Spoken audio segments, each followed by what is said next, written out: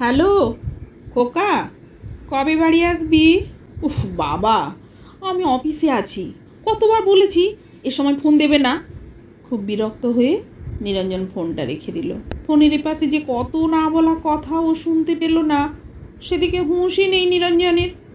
ছোট্ট যন্ত্রটার টুই টুই শব্দ রমেশবাবুকে জানিয়ে দিল ওপাশে ছেলেটা ফোন রেখে দিয়েছে।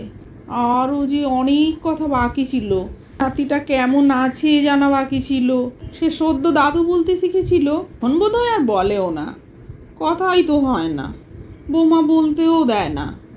হতাশা শ্বাস ফেলে রমেশবাবু টেলিফোনটা রেখে দিলেন। কি রমেশদা, ছেলেটা আজও কথা বললো না?